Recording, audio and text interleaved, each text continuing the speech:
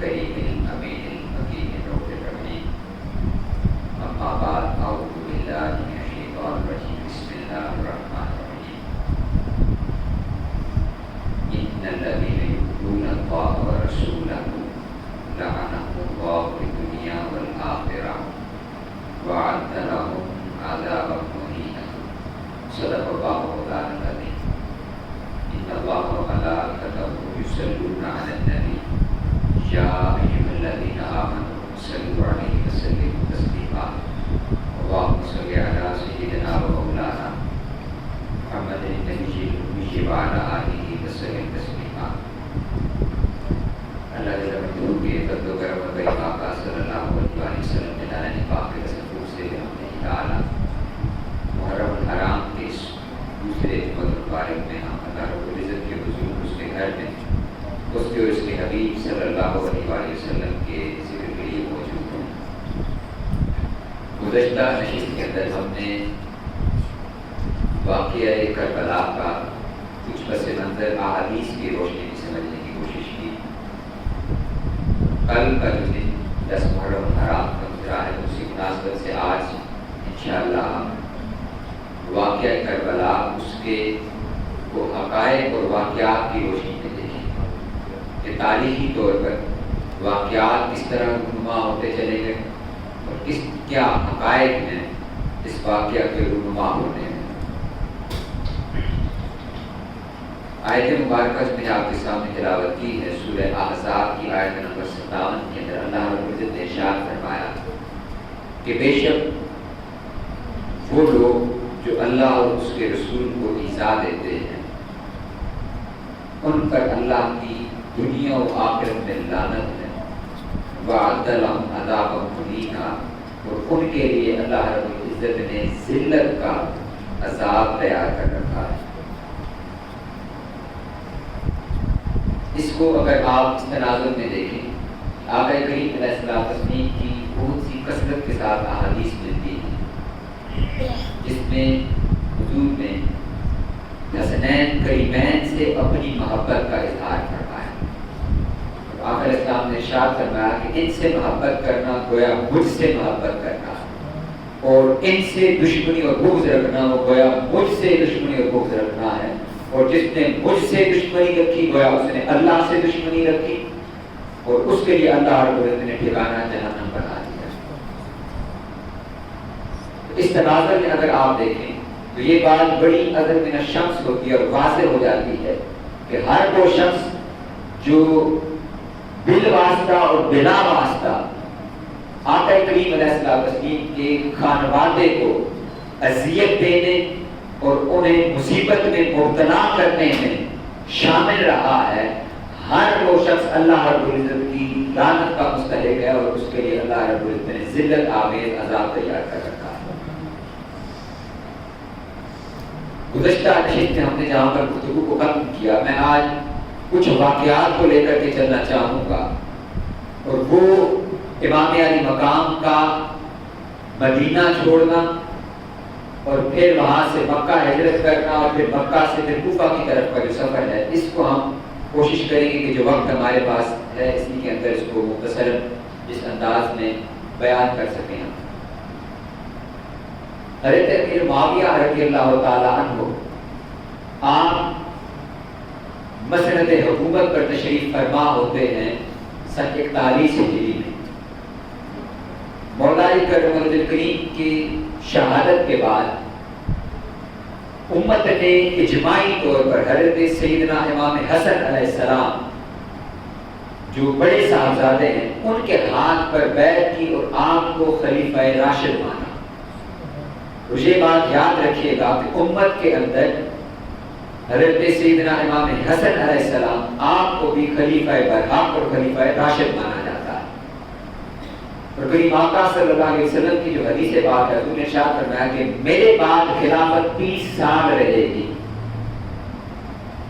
اور 30 سال اس میں 2.5 سال حضرت سیدنا صدیق اکبر رضی اللہ تعالیٰ عنہ کے، 10 سال اور چند ماہ سیدنا عمر فاروق رضی اللہ تعالیٰ عنہ کے، اور پھر 11 سال اور چند ماہ سیدنا عثمان غنی رضی اللہ تعالیٰ عنہ کے، اور 5 سال مولا علی کرم الکریم کے۔ تو اس طرح یہ کل ملا کر کے 29.5 سال بنتے ہیں. اس میں پھر 6 ماہ حضرت سیدنا امام حسن علیہ السلام کے شامل کریں تو اب جا کر کے یہ 30 سال مکمل ہوتے ہیں. تو امت کا اس بات کا اجماع ہے کہ جو خلافت راشدہ خلافت حقہ ہے جس کی آخر اسلام نے بشارت کی ہے وہ سیدنا امام حسن علیہ السلام کی خلافت پر آ کر کے ختم ہو گئی. اور پھر آپ کے بارے میں آخر اسلام نے ارشاد فرمایا کہ یہ میرا وہ شہزادہ ہے جو امت کے 2 گروہوں میں جب اختلاف ہوگا تو ان کے درمیان صلح کا سبب بنے گا. تو آپ جب مسئلہ خلافت پر تشریف فرما ہوئے اور آپ نے 6 ماہ تک ان معاملات کو چلایا تو بعد ازاں آپ نے دیکھا کہ میرے معاویہ کسی طور پر بھی مسئلہ حکومت سے پیچھے ہٹنے والے نہیں. اور ان کے والد گرامی کے دور کے اندر بھی وہ 5 سال مولا علی کرم الجلیل آپ اندازہ لگائیں اگر آپ اس کو واقعات کے تناظر میں پڑھیں وہ ایسا دور تھا فکروں کا اور یورش کا کہ سیدنا علی المرتضیٰ رضی اللہ تعالیٰ علیہ السلام آپ کو مدینہ سے دارالخلافہ منتقل کرنا پڑا کوفہ کے اندر اور 5 سال آپ نے بیٹھ کر کے حکومت نہیں کی. آپ نے گھوڑے کی پیٹھ کے اوپر حکومت کی. یعنی مسلسل کہیں سازشیں ہیں کہیں جنگیں ہیں کہیں بغاوت ہے تو اسی کے خلاف آپ پر سر کار رہے. جب امام حسن علیہ السلام نے اس سارے ماحول کو دیکھا تو آپ کی فراست نے یہ فیصلہ کیا کہ ہم اس کے طالب نہیں ہیں لیکن اللہ کی طرف سے ایک امر ہے اس کو پورا کرنے میں ہم اپنی طرف سے کاوش اور محنت کر رہے ہیں لیکن ہم اس کے طالب نہیں ہیں. تو آپ نے حضرت سیدنا امیر معاویہ رضی اللہ تعالیٰ عنہ کے ساتھ ایک معاہدہ امن کیا, صلح کا معاہدہ کیا جس کے اندر کچھ شرائط طے پائیں. ان میں سے ایک شرائط یہ تھی کہ حضرت امیر معاویہ رضی اللہ تعالیٰ عنہ وہ اپنے بعد کسی کو بھی ولی عہد نامزد نہیں کریں گے. یعنی اپنی اولاد میں سے جیسے پہلے تمام خلفاء نے اپنے بعد اپنی اولاد میں سے کسی کو بطور ولی عہد نامزد نہیں کیا, حضرت امیر معاویہ بھی اپنے بعد کسی کو ولی عہد نامزد نہیں کریں گے. امت جس پر اتفاق کرے گی اس کو اپنے لیے خلیفہ منتخب کر دے گی. لیکن بدقسمتی سے ایسا نہیں ہوا اور ہم اہل سنت والجماعت کا عقیدہ یہ ہے کہ یہ حضرت امیر معاویہ رضی اللہ تعالیٰ عنہ کی ایک اجتہادی غلطی ہے. یہ خطا ہوئی ان سے کہ انہوں نے اپنی زندگی کے اندر ہی اپنے آخری ایام کے اندر یزید کے لیے بیعت لینا شروع کر دی اور بہت سے مسلم خطوں کے اندر آپ نے قاصد روانہ کر کے آپ کے لیے بیعت لی. یہاں تک کہ جب آپ کا وقت وصال آیا آپ نے جو وصیت نامہ تحریر فرمایا اس میں بھی آپ نے جب یزید کو وصیت کی خلافت سے متعلق اور حکومت سے متعلق تو آپ نے 5 شخصیات کا ذکر کیا اور فرمایا کہ یہ 5 لوگ تمہاری بیعت کرنے میں تعامل کریں گے تو ان کے ساتھ تم نے سختی نہیں کرنی. اب حضرت امیر معاویہ رضی اللہ تعالیٰ عنہ کا وصال ہوا 60 ہجری میں. 60 ہجری کے اندر جب یزید تخت نشین ہوا تو اس کی تخت نشینی کی خبریں جب پھیلنا شروع ہوئی تو بہت سے خطوں کے اندر یزید کو بطور حکمران تسلیم نہیں کیا گیا کیونکہ لوگ اس کے کردار سے اس سے پہلے سے واقف تھے. وہ 20 سال کے عرصہ کے اندر اس کو دیکھ رہے تھے کہ اس شخص کا کردار کس طرح کا ہے. وہ کوئی اچھے کردار کا شخص نہیں تھا, شرابی تھا, زانی تھا اور سریعام اعلانیہ طور پر بھی فرائض سے منحرف ہونے والا تھا, ان کا انکار کرنے والا تھا. تو ایسے شخص کو کسی طور پر بھی امت قبول کرنے کو تیار نہیں تھی اور بالخصوص اکابرین امت تو پھر بالخصوص ان کا رویہ یہ تھا کہ وہ کسی بھی ایسے شخص کے ہاتھ کے اندر وہ زمان حکومت دینے کو تیار نہ تھے. ایسے میں کوفہ والوں کی طرف سے کیونکہ وہ مولا علی کرم الجلیل کا دارالخلافہ رہا, انہوں نے امام علی مقام امام حسین علیہ السلام کو خط لکھنا شروع کیے. ابھی یزید تخت نشین نہیں ہوا تھا اس وقت سے انہوں نے یہ خط لکھنا شروع کیے کہ یہاں پر یزید کے ولی عہد نامزد ہونے کی خبریں ہیں تو آپ سے گزارش ہے کہ آپ تشریف لائیں، امت آپ کے ہاتھ پر بیعت کرنا چاہتی ہے۔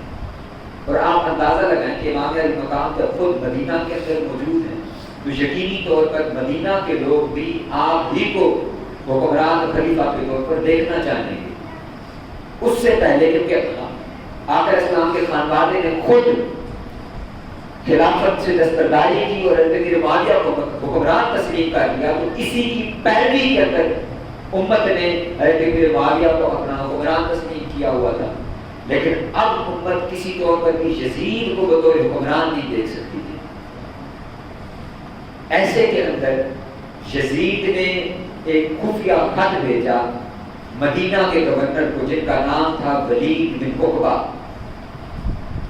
ولید بن عقبہ کو حضرت امیر معاویہ کی وفات کی خبر بھیجی اور اس نے ساتھ حکم نامہ بھیجا۔ اس نے کہا کہ حضرت امام حسین، عبداللہ بن عمر، عبداللہ بن زبیر سے میرے حق میں بیعت لو، جب تک وہ میری بیعت نہ کریں انہیں ہرگز مت چھوڑو۔ یہ یزید نے خط لکھا، یہ خفیہ خط تھا، رات کی تاریکی کے اندر گورنر تک یہ خط پہنچ گیا۔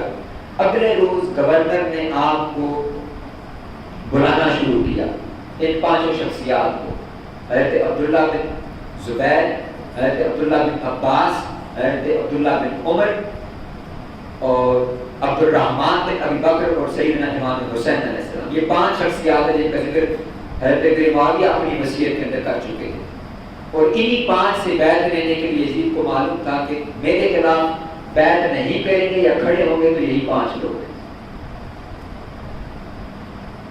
مختصر یہ کہ حضرت عبداللہ بن زبیر مدینہ کی طرف ہجرت کر کے، حضرت عبداللہ بن عباس بھی مدینہ سے ہجرت کر کے مکہ چلے گئے۔ امام علی مقام کو 12 روز تک جب بلایا جاتا رہا، آپ تشریف نہیں لے کر کے گئے، اور بعد ازاں جب آپ چلے گئے تو اس وقت مروان وہ ولید بن عقبہ کے ساتھ موجود تھا۔ تو جب انہوں نے اصرار کیا بیعت کے لیے تو حضرت امام علی مقام نے کہا کہ کیا تم اس بات پر راضی ہو کہ میں خفیہ طریقے سے تمہاری بیعت کروں؟ کیا تم یہ نہیں چاہو گے کہ تم اعلانیہ لوگوں کے سامنے میری بیعت کرو؟ کیونکہ آپ اپنا مقام و مرتبہ اور منصب جانتے تھے کہ آپ مجمع عام کے اندر جب بیعت کریں گے تو امت کے لیے بھی یہی راستہ متعین ہو جائے گا کہ اگر حسین نے یزید کی بیعت کر لی ہے تو پھر ہم بھی یزید کو اپنا خلیفہ مان لیتے ہیں۔ لیکن آپ نے اس وقت تک بیعت نہیں کی۔ ولید بن عقبہ کو تحمل تھا، اس نے سختی کا مظاہرہ نہیں کیا، لیکن مروان نے ولید کے کان میں یہ بات کہی کہ اگر تم نے آج انہیں زندہ جانے دیا تو تم قیامت تک ان سے بیعت نہیں لے سکو گے۔ یہ مروان کے الفاظ تھے، کیونکہ وہ جانتا تھا کہ یہ خون مصطفیٰ ہے، یہ کبھی یزید کی بیعت نہیں کرے گا۔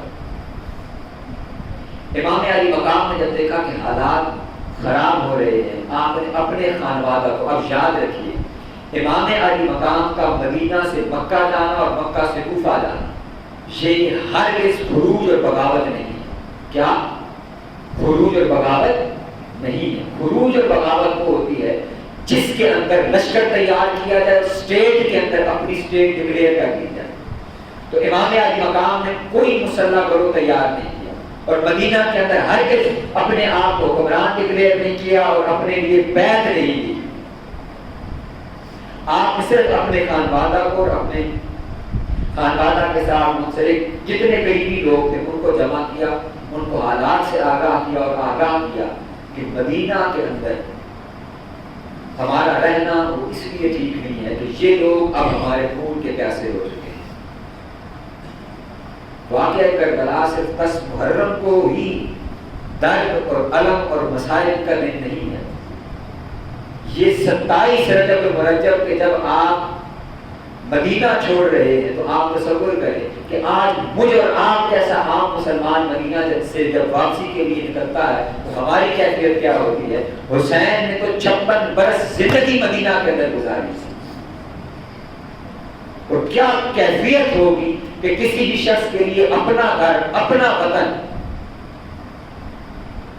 اور وہ مدینہ کہ جہاں پر ان کا بچپن گزرا ہو، ان کی والدہ کا گھر ہو، ان کی والدہ کی قبر انور وہاں پر موجود ہو، اور پھر سب سے بڑھ کر سید الانبیاء امام الانبیاء آقا مولا صلی اللہ علیہ وسلم آپ وہاں پر آرام فرماؤ، آپ کے قدموں سے جدا ہونا، خود امام علی مقام پر یہ کتنی بڑی ایک آزمائش ہوگی. اس کا اندازہ آپ اس بات سے لگائیں کہ آپ نے جب فیصلہ کیا خانوادے کو جمع کر کے کہ ہم رات کو سفر کریں گے تو پوری رات گزر گئی, انہوں نے سفر نہیں کیا. کیوں؟ کہ پورا خاندان کبھی سیدہ فاطمہ الزہرا کے مزار اقدس پر سلام پیش کرتا اور کبھی نانا کی بارگاہ میں جا کر سلام پیش کرتا. یہ پوری رات اسی کیفیت میں گزر گئی, اور بکا کے اندر گزر گئی. سب سے بڑی مصیبتوں میں سے ایک بڑی مصیبت پورے خانوادہ نبوت کے پر وہ مدینہ چھوڑ کر آپ نے 27 رجب کو مدینہ سے سفر کا آغاز کیا اور آپ مکہ روانہ. مکہ پہنچے تو 4 ماہ کے قریب آپ نے مکہ میں قیام کیا. 4 ماہ کے قریب, 4 ماہ 10 دن بعض روایات میں بتا. اس دوران آپ نے جمیع صحابہ کرام اور اصحاب سے مختلف امور کے اوپر مشاورت کی اور فیصلہ لیتے رہے کہ کوفہ کی طرف سے بار بار خط آپ کو آ رہے تھے اور بلاوا تھا کہ امت آپ کی منتظر ہے. تو ایسے کے اندر امام علی مقام نے عین حج کے دن مکہ سے روانگی کا فیصلہ کیا. اور یہاں ایک بات بڑی قابل توجہ ہے, وہ لوگ جو یزید کو بری الذمہ کرتے ہیں اس واقعہ سے, یزید ایسا بدبخت نہیں تھا کہ اس کی جو خفیہ فورس تھی ان کو پتہ چل چکا تھا کہ امام علی مقام مدینہ سے مکہ ہجرت کر چکے ہیں. تو مکہ کے اندر یہ پلاننگ ہو چکی تھی کہ امام علی مقام کو حج کے دوران شہید کر دیا جائے, کہ حج کے دوران مجمع عام ہوگا. تو اس دوران میں بھگدڑ کے دوران میں اتنی مخلوق کے درمیان یہ کسی ایک کے سر پر تہمت نہیں لگائی جا سکی. آپ علیہ السلام کی ایک حدیث پاک امام علی مقام کے پیش نظر تھی کہ حضور نے فرمایا کہ حج کے دنوں کے اندر ایک میری امت میں سے ایک شخص وہ دمبے کی طرح اس حرم کعبہ کے اندر ذبح کر دیا جائے گا. تو جب حضرت عبداللہ بن عباس نے آپ سے کہا کہ آپ یہاں سے ہجرت نہ کریں تو امام علی مقام نے یہی جواب ارشاد کرا. آپ نے ارشاد فرمایا کہ میں حسین ایسا نہیں ہوں کہ اس حرم کعبہ کے اندر دمبے کی طرح ذبح کر دیا جائے. حسین ایسا نہیں. اور پھر حرم کعبہ کی حرمت آپ کے پیش نظر تھی کہ یہاں پر رہتے ہوئے خون خرابہ نہ ہو, تو اس حرمت کے پیش نظر کو پھر وہاں سے دوسری طرف جو کوفہ سے مسلسل خط آ رہے تھے آپ نے ہجرت کر جانا مناسب سمجھا. اور ہجرت کے دوران آپ نے حضرت مسلم بن عقیل جو آپ کے چچا زاد بھائی ہیں ان کو بطور سفیر کوفہ روانہ کیا کہ وہ وہاں کے حالات کو دیکھیں کہ آیا جو خط آ رہے ہیں یہ درست بھی ہیں یا نہیں ہے, اور کیا واقعی میں وہاں کے ماحول وہ ہمارے لیے سازگار بھی ہے یا نہیں ہے, اور وہ لوگ ہمارے لیے بیعت کرنے پر آمادہ بھی ہیں یا نہیں ہے. اس سارے ماحول کے انالیسس کے لیے امام علی مقام نے حضرت مسلم بن عقیل کو وہ کوفہ روانہ کیا. حضرت مسلم بن عقیل جب کوفہ پہنچے تو آپ کا بڑا والہانہ استقبال ہوا, اور حضرت نعمان بن بشیر رضی اللہ تعالیٰ عنہ جو صحابی رسول بھی ہیں اور مولا علی کریم اللہ کریم کے بڑے قریبی ساتھیوں میں سے تھے, وہ اس وقت کوفہ کے گورنر تھے. ان کو جب یہ سارے حالات معلوم ہوئے انہوں نے ابھی تک سختی نہیں کی. یزید ان کو خط لکھتا رہا کہ میں کوفہ کے حالات سے باخبر ہوں, تم کوفہ والوں پر سختی کرو. اور پھر جب حضرت مسلم بن عقیل بھی وہاں پر پہنچ گئے تو پھر اس نے زیادہ سختی کا حکم دے دیا, سختی سے نمٹنے کا حکم دیا. لیکن حضرت نعمان بشیر نے یہ عمل نہیں کیا. اور اسی دوران جب امام علی مقام کوفہ کی طرف روان تھے تو راستے میں فرزدق شاعر آپ کو ملا. اس نے آپ نے جب اس سے کوفہ کے حالات پوچھے اور اس نے آپ سے قصد پوچھا کہ آپ کا ارادہ کس جانب کو ہے. امام علی مقام نے اس کو اپنے ارادے سے آگاہ کیا. فرزدق شاعر نے کہا آپ جانتے ہیں کہ کوفی لا یوفی, کوفہ والے وہ لوگ ہیں جو کبھی وفا نہیں کرتے, اور آپ کے والد بزرگوار کے ساتھ بھی جو کچھ ہوا وہ آپ کے سامنے ہے.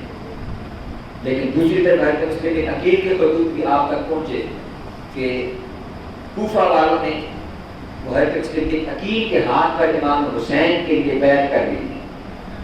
ایسے کے اندر اب وہ شخص جس کا میں نے ذکر پچھلی نشست کے اندر کیا, عبید اللہ بن زیاد جو بصرہ کا گورنر تھا اور زیاد بن ابو سفیان کا بیٹا تھا, اس کو یزید نے کوفہ کی گورنری کے لیے بھیجا. وہ شخص رات کی تاریکی کے اندر کوفہ میں اس حال میں داخل ہوا کہ اس نے حجازی لباس پہن لیا. تو لوگ یہ سمجھنے لگے کہ شاید امام علی مقام کوفہ کے اندر داخل ہوئے. لوگ جو اس کا استقبال کرنے کے لیے موجود ہوئے اور اسی حالت کے اندر وہ قصر عمارت کوفہ کی طرف گیا اور گورنر ہاؤس کے اندر داخل ہو گیا. اور نعمان بن بشیر بھی یہی سمجھے کہ امام علی مقام تشریف لے آئے. انہوں نے آپ کا استقبال کیا. لیکن جب ابن زیاد نے اپنے مکروہ چہرے پر سے پردہ اٹھایا تو پھر اس نے لوگوں کو جمع کیا اور ان سے مخاطب ہوا اور اپنا تعارف اس نے اسی انداز کے اندر کروایا کہ لوگوں جان لو میں ایک انتہائی شفاف باپ کا بیٹا ہوں. میں تمہارے ساتھ کسی طور پر بھی نرمی کے ساتھ پیش آنے والا نہیں ہوں. میں خونخوار ہوں اور میں شفاف کا بیٹا ہوں. ایک ظالم و جابر اور قتل و غارت گلی سے دریغ نہ کرنے والے کا بیٹا ہوں. ابن زیاد نے کوفہ کے جو لوگ تھے معززین تھے وہاں کے ان کو گرفتار کیا اور لوگوں کو دھمکانا شروع کیا کہ اگر تم نے حسین بن علی کی بیعت کی تو میں تمہارے سارے معززین کو قتل کر دوں گا. ایسی صورتحال کے اندر مسلم نے عقیل کے ساتھ جو 40,000 لوگ جو آپ کے ساتھ کھڑے ہوئے تھے وہ تھوڑے تھوڑے کرتے ہوئے وہ علیحدہ ہونا شروع ہو گئے. اور بعد ازاں یہ نوبت آپ پہنچی کہ جب نماز پڑھ کے آپ نے سلام کے موڑ کر پیچھے دیکھا تو 2 صاحبزادوں اور ایک غلام کے سوا کوئی شخص آپ کے ساتھ کھڑا نہیں. پھر حضرت مسلم بن عقیل کی شہادت کا واقعہ ہے, اس کی تفصیلات میں جائے بغیر کہ آپ کو دھوکے کے ساتھ زیاد نے قصر عمارت میں بلایا مذاکرات کے لیے, آپ کو وہاں پر شہید کیا. امام علی مقام جب کوفہ کے قریب پہنچے تو آپ کو حضرت مسلم بن عقیل کی شہادت کی خبر پہنچی. باوجود اس کے آپ نے سفر کو جاری رکھنا مناسب سمجھا. اس کی وجہ یہ تھی کہ امام علی مقام کو اپنے نانا جان کی زبان سے ان سارے حالات کی پہلے سے خبر تھی. آپ کو اپنی شہادت کی پہلے سے خبر تھی. آپ جب کوفہ میں داخل ہونے لگے تو غلام یزید ریاحی جو بعد ازاں آپ کے ساتھ شامل ہوا, ابن زیاد نے اس کو 1000 کا لشکر دے کر کے بھیجا کہ اس قافلے کو کوفہ میں داخل نہ ہونے دیا جائے. تو امام علی مقام کے ساتھ اس کا پہلا ٹکراؤ ہوا. غلام یزید نے امام علی مقام سے آپ کے آنے کا سبب پوچھا تو آپ نے اپنے اس کو بتایا کہ کوفہ, آپ نے جب تھیلے الٹ لیے وہاں آپ نے کہا کہ مجھے کوفہ والوں نے بلایا. انہوں نے کہا کوفہ والوں نے تو یزید کے ہاتھ پر عبداللہ بن زیاد کے ہاتھ پر بیعت کر لی ہے, عبید اللہ بن زیاد کے ہاتھ پر. تو آپ نے تھیلے کھلوا دیے کہ 4000 کے قریب خطوط وہ کوفہ والوں نے مجھے بلانے کے لیے لکھے.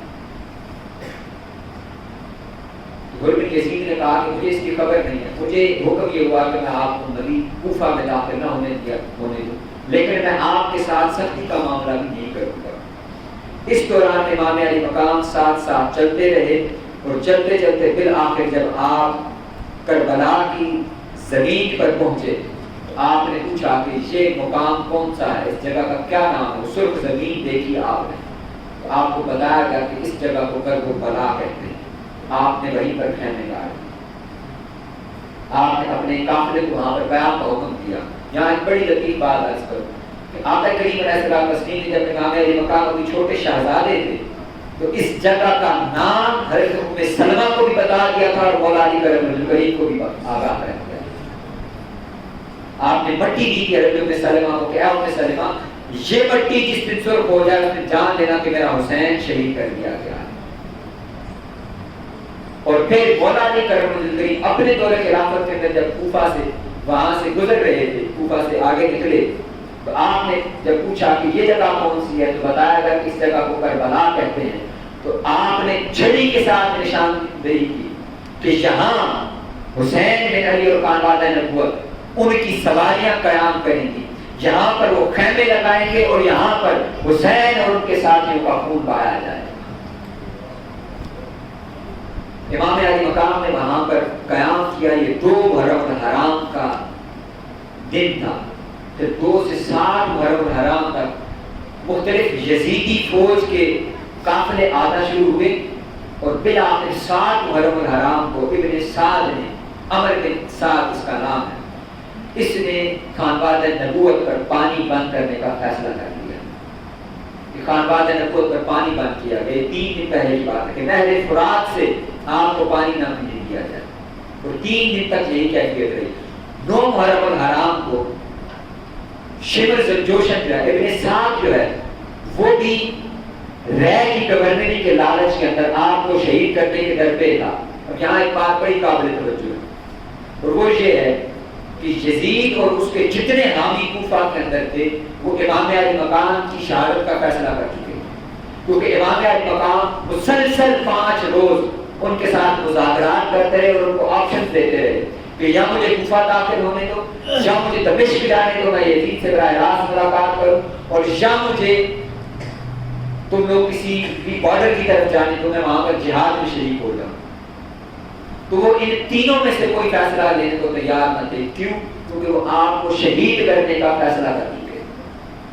ابن زیاد بھی کر چکا تھا, اور ابن زیاد یزید کی ایما پر یہ فیصلہ کر چکا تھا, اور اس ابن زیاد کی ایما پر ابن سعد, شمر, یہ لوگ بھی یہ فیصلہ کر چکے تھے. ابن سعد تھوڑا سا ریلکٹنٹ ہوا جب لوگوں نے اس کو غیرت و شرف دلائی, اور امام علی مقام نے جب مختلف موقع پر مذاکرات کے اندر, اور حبیب بن مظاہر نے مختلف موقع کے اوپر مذاکرات اس کو غیرت دلائی کہ تم خود ایک صحابی کے بیٹے ہو, اور تم اس بات سے باخبر ہو کہ یہ اللہ کے نبی کے بیٹے ہیں, اور ان کے بارے میں حضور نے یہ ارشاد فرمایا ہے کہ سیدہ شباب اہل الجنہ, یہ جنتیوں کے نوجوانوں کے سردار ہیں, تم انہیں شہید کرنے کا ارادہ رکھتے ہو.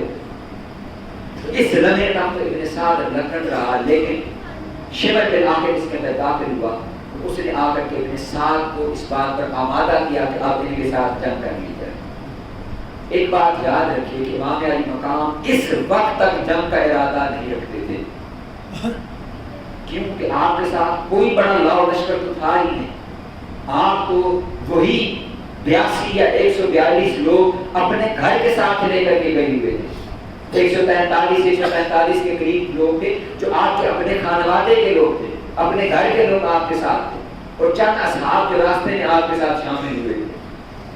آپ جنگ کے ارادے سے جب کوئی جائے تو کیا وہ بچوں اور عورتوں کو ساتھ لے کر کے جاتا ہے؟ جب انہوں نے جنگ کا فیصلہ کر لیا تو امام علی مقام مغرب کے بعد کا وقت, آپ اپنی تلوار کے ساتھ ٹیک لگائے ہوئے اپنے خیمے کے باہر آرام تشریف فرما تھے. ایسے میں آپ کو اونگ آ گئی, اونگ آئی تو آپ نے خواب کے اندر اپنے نانا جان کی زیارت کی, اور حضور نے ارشاد فرمایا کہ اے حسین, کل تم ہم سے ملاقات کرنے والے ہو. تو امام علی مقام کو ایک بات تو طے ہو چکی تھی کہ آج 9 محرم الحرام کی دن کوئی بدبخت آپ کو ہاتھ لگانے والا نہیں ہے. اسی دوران حضرت عباس علمبردار کو دوڑتے ہوئے تشریف لے کر کے آئے, اور انہوں نے بھائی جان کو جگایا اور آگاہ کیا کہ وہاں سے لشکر جنگ کے لیے تیار ہے. تو آپ نے کہا کہ ان سے کہو کہ ہمیں 1 شب کی مہلت دے دیں. وہ 1 شب آپ نے اپنے ساتھیوں کو جمع کیا اور ان کو کہا کہ تم لوگوں نے وفاداری کا حق ادا کر دیا ہے. وہ یہ ہے کہ مدینہ سے لے کر مکہ تک اور مکہ سے کوفہ تک تم نے حسین بن علی کا ساتھ اس حالت میں کیا کہ تم جانتے تھے کہ مدینہ میں بھی حسین کی جان چلی جانی ہے, مکہ میں بھی حسین کی جان چلی جانی ہے, اور کوفہ میں بھی حسین کی جان چلی جانی ہے. تو یہ بات طے تھی کہ ہر وہ شخص جو حسین کے ساتھ کھڑا ہوگا اس کو بھی حسین کے ساتھ ہی شہید کر دیا جائے. باوجود اس کے تم نے حسین کا ساتھ دیا ہے, تو تمہاری وفاداری پر شک نہیں ہے. اور کل قیامت کے دن بھی میں اپنے نانا کے حضور تمہاری گواہی دوں, تم میں سے جو شخص جانا چاہے وہ چلا جائے. لیکن انہوں نے انکار کیا. اس کے بعد پوری شب خانوادہ نبوت اور خانوادہ اہل بیت اور آپ کے ساتھی وہ عبادت کے اندر مصروف رہے. یہاں پر مفسرین کرام نے بڑی خوبصورت بات کی, اور وہ یہ ہے کہ بنو امیہ کی حکومت, اس کو حضرت امام حسن نے کہا, امام حسن علیہ السلام, جب آپ نے اپنی خلافت سے دستبرداری کی تو کچھ لوگوں نے آپ کو کہا, جامع ترمذی کی روایت ہے, انہوں نے کہا کہ اے حسن, آپ کا برا ہو کہ آپ نے ہمارے اوپر کالک باندھ دی ہے. آپ نے وہاں پر جواب دیا, آپ نے ارشاد فرمایا کہ مجھے میرے نانا جان نے یہ بات بتائی ہے کہ میں نے خواب کے اندر دیکھا کہ میرے ممبروں کے اوپر بنو امیہ کے لوگ اتر اور چڑھ رہے ہیں, تو مجھے یہ بات پسند نہ آئی. اس کے بعد میں نے دیکھا کہ میری اولاد میں سے کچھ لوگ، میرے خانوادے میں سے کچھ لوگوں کو یہ منصب دیا گیا، تو میرے آقا اسلام کو پھر فرمایا کہ مجھے کچھ اطمینان حاصل ہوا. تو حضور نے ارشاد فرمایا کہ میری اہل بیت کو ایک رات ایسی دی گئی ہے کہ بنو امیہ کے 1000 ماہ کی حکومت سے وہ بہتر ہے. اور وہ کیا ہے کہ 41 ہجری سے لے کے 132 ہجری تک، اور درمیان میں سے اگر 9 سال عبداللہ بن زبیر کے نکال دیے جائیں تو 83 سال بنتے ہیں. 83 سال کو اگر آپ ڈیوائڈ کریں تو یہ کل 1000 ماہ بنتے ہیں جو بنو امیہ کی حکومت تھی. تو مفسرین کرام کہتے ہیں کہ وہ جو قرآن نے کہا کہ خیر من الف شہر، کہ 1000 ماہ سے بہتر رات ہے، تو وہ حضور کے خانوادہ کی یہ 9 محرم الحرام کی رات ہے جو بنو امیہ کی 1000 ماہ کی حکومت سے بہتر ہے. اور 10 محرم الحرام کو پھر جب یزیدی فوج یہ فیصلہ کر چکی وہ پھر آگے بڑھے اور ایک ایک کر کے خانوادہ نبوت کے چراغوں کو انہوں نے گل کرنا شروع کیا. اور یہاں تک کہ دل آخر امام علی مقام خود آگے بڑھے اور اس لمحہ بھی آپ نے ان یزیدیوں کو اپنا تعارف کروایا اور بتایا کہ لوگوں تم میں سے جو نہیں جانتا وہ جان لے کہ میں حسین بن علی کون ہوں. میرے بارے میں حضور نے یہ ارشاد فرمایا، اور وہ کیا ہے، وہ میرے اور آپ کے لیے آج کے اس دور کے اندر بڑا ہی عظیم سبق ہے کہ آج کے اس دور کے اندر بھی میرے اور آپ کے لیے لازم ہے کہ یہ جو ماہ مبارک جب آتا ہے اور ہر وہ دن جو حضور کی اہل بیت کے ساتھ نسبت و تعلق رکھتا ہے، حضور نے ارشاد فرمایا کہ جس نے ان دونوں سے محبت کی اس نے مجھ سے محبت کی، اور جس نے مجھ سے محبت کی اس نے اللہ سے محبت کی. جس نے ان دونوں سے بغض رکھا اس نے مجھ سے بغض رکھا اور دشمنی کی، اور جس نے مجھ سے دشمنی کی اس نے اللہ سے دشمنی کی، اور جس نے اللہ سے دشمنی کی اللہ نے اس کے لیے جہنم کا عذاب تیار کر رکھا ہے. میرے اور آپ کے لیے سبق یہ ہے کہ ان 10 دنوں کا بھی احترام ہم پر لازم ہے. کیوں کہ ان 10 دنوں کو آقا اسلام کی اہل بیت کے ساتھ نسبت حاصل ہے. قرآن مجید کے اندر بھی اللہ رب العزت نے ارشاد فرمایا کہ وہ شخص جو اللہ اور اس کے رسول کو ایذا پہنچاتا ہے اللہ نے اس کے لیے دردناک عذاب تیار کر رکھا ہے. تو آپ تصور کریں کہ ابھی امام علی مقام کے واقعہ کربلا پیش نہیں آیا تھا، شہید نہیں ہوئے تھے. یہ تو سن 61 ہجری کے اندر پیش آیا. آقا علیہ السلام اپنے زندگی کے اندر امام علی مقام کو گود میں لے کر کے چوما کرتے تھے اور آپ کی آنکھوں سے آنسو بہا کرتے تھے. کس غم کے اندر کہ میرے حسین کو 61 ہجری کے اندر کربلا کے اندر شہید کر دیا جائے.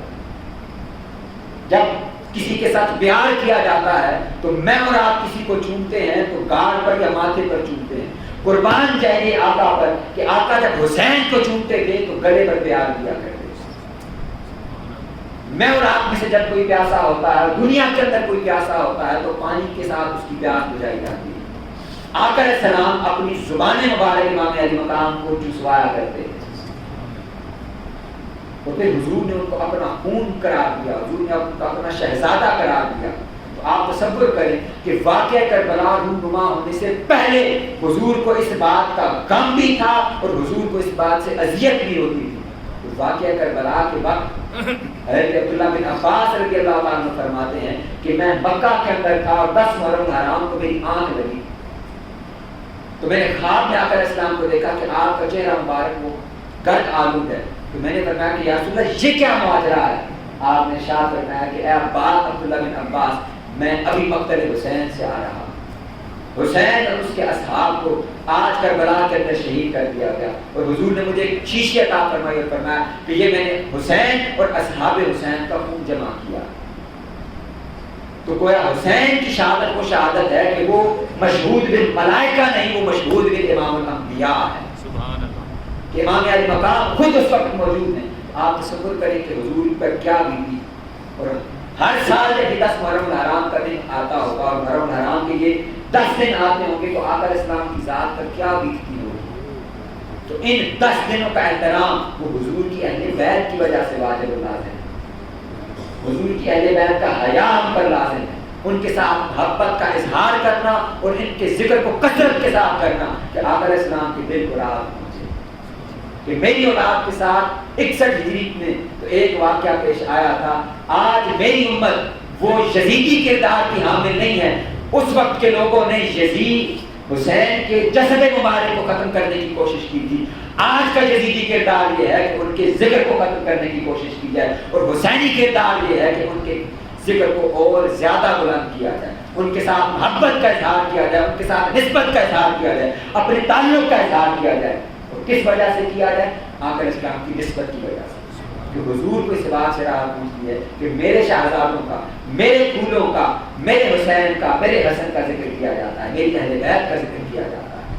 اور یہ ایمان کی حفاظت بھی اسی کے اندر ہے. ایمان کسی شے کا نام. آقا علیہ السلام کی اہل بیت کے ساتھ گریز ہونے سے حضور نے ارشاد فرمایا کہ وہ شخص منافق ہے کہ میری اہل بیت کے ساتھ گزر رکھتا اور ان کے ذکر سے گریزاں ہوتا. اللہ رب العزت سے دعا ہے کہ وہ ہمیں آقا علیہ السلام کی اہل بیت کی صحیح طور پر محبت عطا فرمائے اور ان کا حیا اور ان کا ادب عطا فرمائے. وما علیہ